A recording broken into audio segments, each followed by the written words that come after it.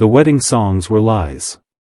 Outside the pavilion, torches flickered like stars torn from the heavens, drums thundered in triumph, and the people celebrated what they thought was a night of royal union. But inside, the silence was heavier than stone, heavier than the veil over her face, heavier than the centuries of screams that no one dared record. 17-year-old Fatima Sultan stood frozen at the threshold, clutching her jeweled contract as if parchment could shield her from what awaited within. Her emerald rings glimmered like tears she was forbidden to shed, each gem a glittering reminder of the wealth and power she carried by blood, and the cage that came with it. For 600 years, no historian, no poet, no court chronicler dared reveal what Ottoman princesses endured on their wedding nights. The empire's strength was built not only on swords and cannons, but on a hidden system that consumed its own daughters, grinding their brilliance into silence.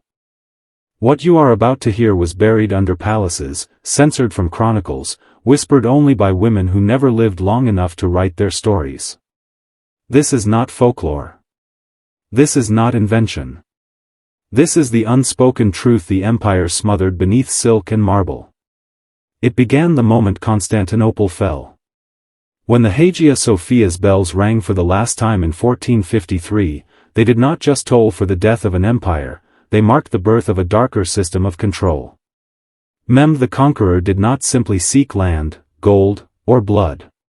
He sought a mechanism that would last beyond armies, beyond battles, beyond any rival. He understood something few rulers had: daughters could be more dangerous than sons. Educated, charismatic, fluent in many tongues, princesses had the power to sway alliances, fracture dynasties, ignite rebellions with a whisper in the right ear. And so he designed a system to break them before they ever realized the strength they held. That system was called a palace, but it was a prison.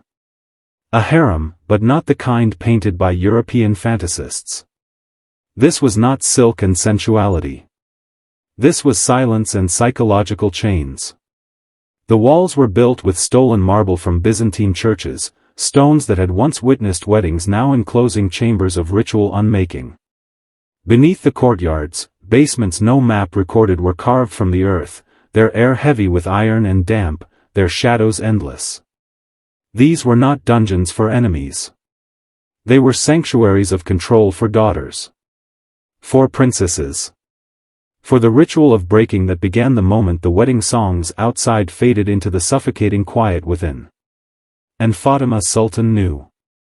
She had heard the stories. She had seen her sister emerge from this same pavilion hollow-eyed, unable to speak, unable to resist. Tonight, it was her turn to walk through the doorway, into a chamber where power ended and silence reigned. To understand why Ottoman princesses feared their wedding night, you must strip away the illusions history fed you. The textbooks speak of wealth, jewels, alliances, palaces glittering with gardens and fountains. But those were distractions, ornaments hung over a machine of control. The Ottomans perfected a system more sinister than any battlefield, because this war was not waged against enemies, but against their own blood. When Constantinople became Istanbul, Mehmed the Conqueror walked barefoot into Hagia Sophia, his boots having already shattered Byzantine glass upon the floor. His soldiers looted gold, silver, relics. But Mehmed's true treasure was not plunder, it was knowledge. He studied the way Byzantine emperors had married off their daughters, using them as political chess pieces across Europe. These women carried influence. They spoke foreign tongues. They whispered into the ears of kings. And it dawned on him, an unbroken princess was a liability far greater than any army. So he inverted the system. Instead of educating princesses into power, he folded them into silence. Topkapi Palace was raised as a monument of triumph, but beneath its courtyards, masons carved out secret chambers no map dared record. In those chambers the blueprint of control was set: isolation, ritual, humiliation, and silence. The Ottomans called it refinement, but it was breaking. The harem was its theater. Not a place of luxury, but a labyrinth designed to collapse the will. Its beauty was camouflage. Intricate tiles reflected candlelight, gold leaf shimmered against domes, but beneath the marble, iron was buried. Beneath the gardens, tunnels spread like veins through the earth. Each princess born into the dynasty was marked long before she could speak. The system waited for her like a mouth waiting to swallow, and when the marriage contract was signed, she stepped into it willingly, believing she was stepping into duty, into destiny. The ritual began in silence. No witnesses. No family. Only the bride, the pavilion, and the woman chosen to administer the ritual. She was not a priestess, not a guard, she was a specialist in breaking. Each princess would learn on her wedding night what had been carefully hidden, that her marriage was not a union, but an erasure. Her voice would no longer belong to her. Her body no longer belonged to her. Her future no longer belonged to her. The silence that swallowed their screams was not a byproduct, it was the design. And when the drums outside pounded in celebration, when the empire cheered, no one asked why the bride emerged 12 hours later a shadow of herself. Because the system thrived on shadows. Beneath the courtyards of Topkapi, beneath the jasmine gardens and tiled domes, the air shifted. It grew colder, heavier, the kind of cold that does not come from stone but from intention. The basements of the harem were not built for storage, nor for wine, nor for treasure. They were built for silence. The sound of chisels echoing through narrow shafts was muffled in official records. No chronicler dared write of the staircases that descended below the fountains. No scribe sketched the corridors where oil lamps flickered against damp walls.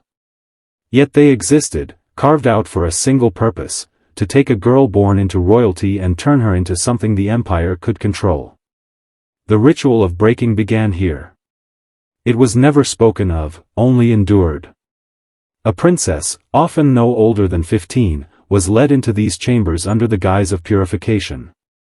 Candles lined the walls, their flames struggling against the thick air. At the center, a marble basin filled with water so cold it burned the skin.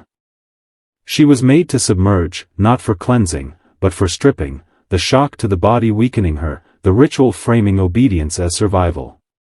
The women who oversaw it, former concubines who had long been broken themselves, whispered instructions that carried no warmth.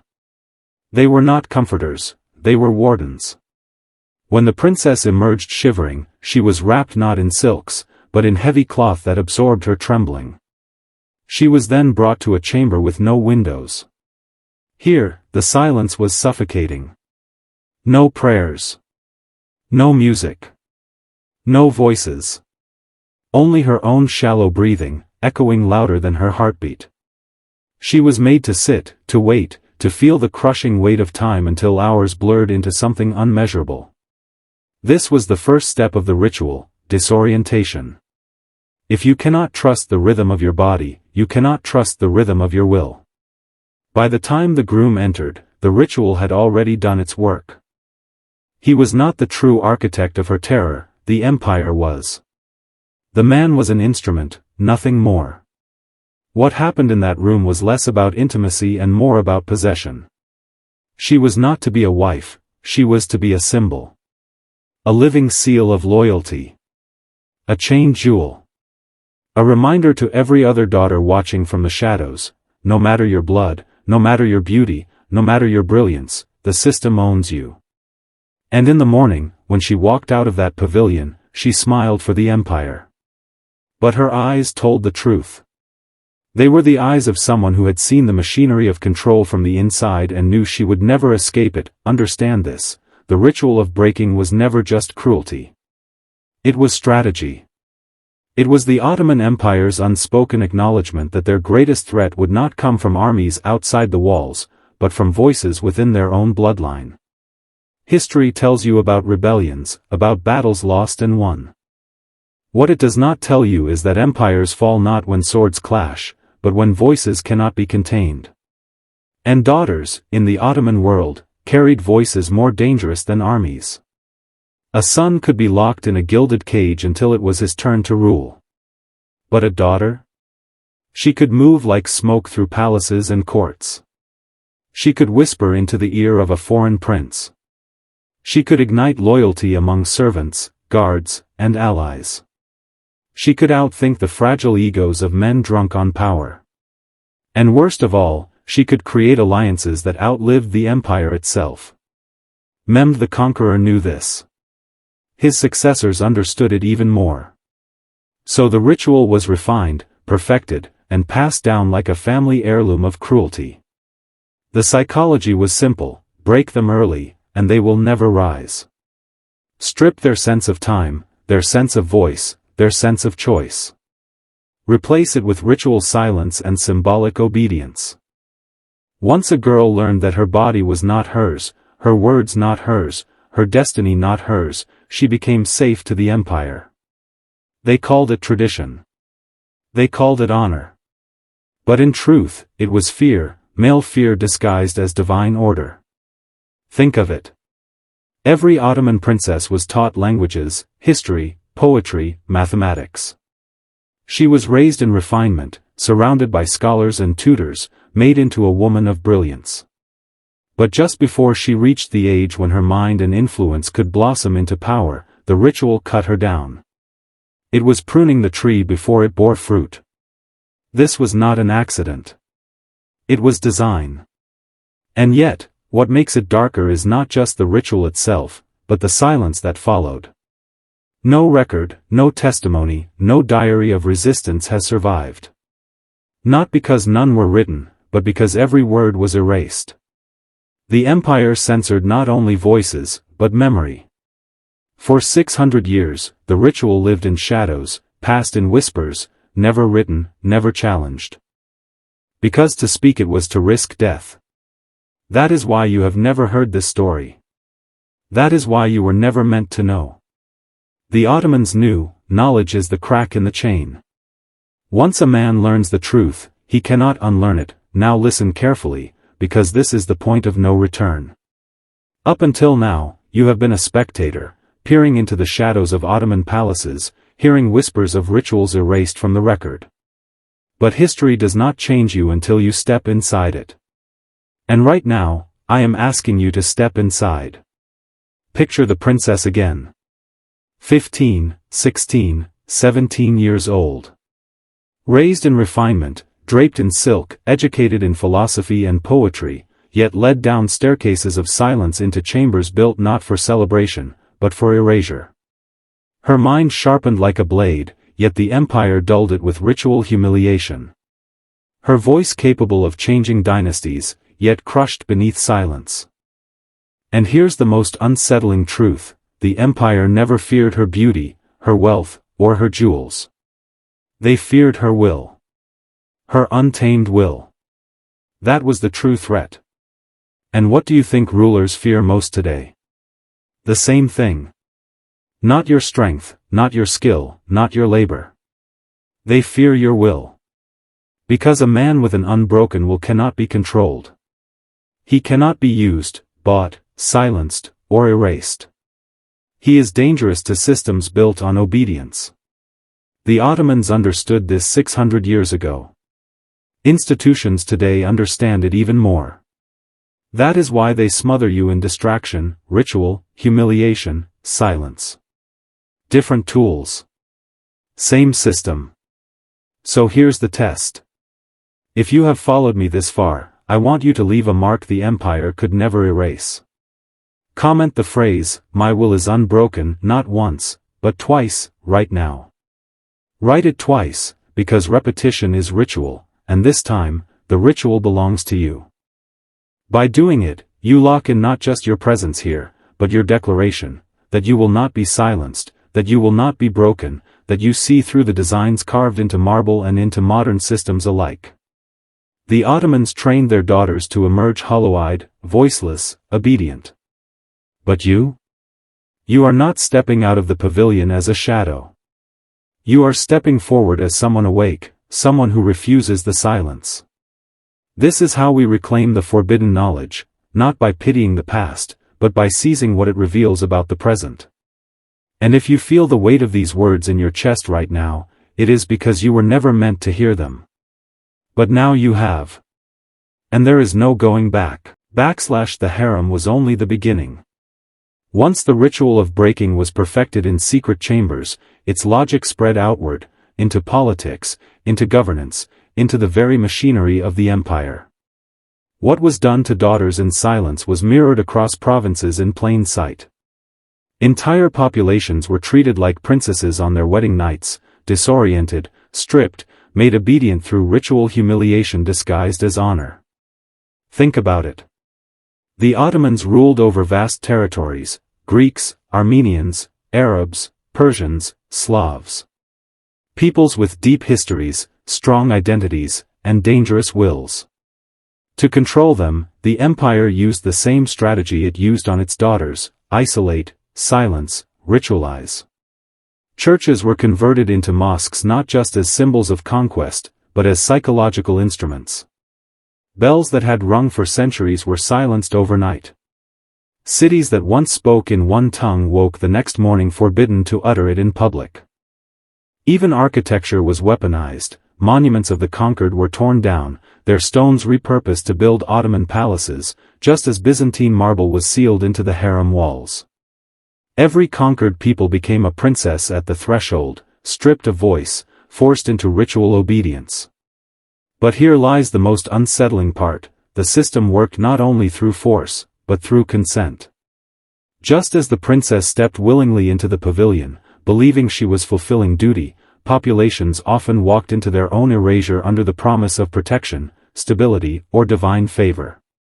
It is the cruel genius of psychological control: make the cage look like sanctuary, and the prisoner will close the door himself. And here's the revelation most historians dare not whisper: the Ottomans did not invent this pattern. They inherited it, refined it, perfected it.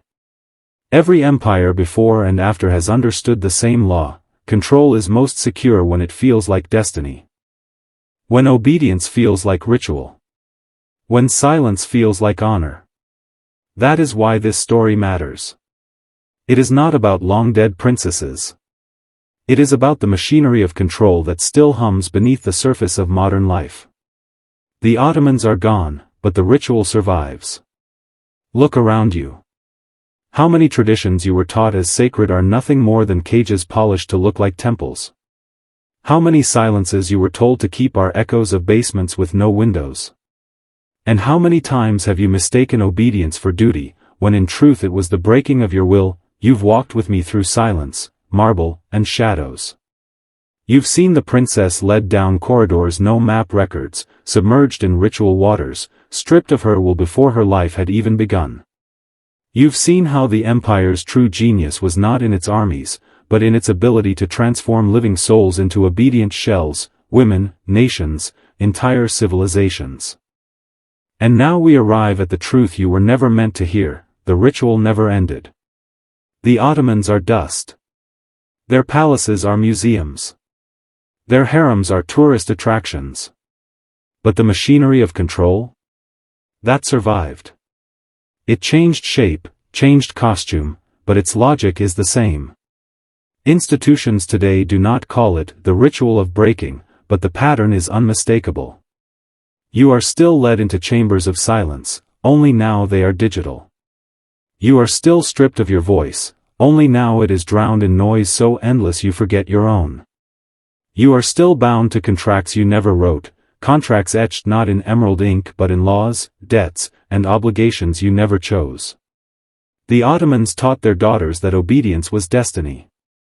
Today, you are taught the same: obey the system, follow the path, stay quiet, don't resist. Men are lulled into comfort, broken not by force, but by distraction. This is the modern pavilion. This is the ritual carried into our century. And here is the most dangerous knowledge of all: you can refuse. The princesses could not. Their fate was sealed by blood and ritual. But you are not locked in top copy. Your silence is chosen. Your obedience is voluntary. And once you see the design, once you recognize the machinery for what it is, you have a choice the Ottomans never wanted you to realize existed: to step across the threshold and emerge unbroken. Remember what I told you. A man with an unbroken will cannot be controlled. That is why they fear you. That is why they bury stories like this, censor them, sanitize them, erase them from your memory. Because if you truly understood how deep the system runs, you would never bend your knee again. So I leave you with this: look at your life. Find the rituals that feel like destiny. Question them. Break them. And above all, never let your will be swallowed by silence. Because history has proven one thing beyond all doubt: an empire can survive armies, plagues, and wars, but it cannot survive men who refuse to be broken.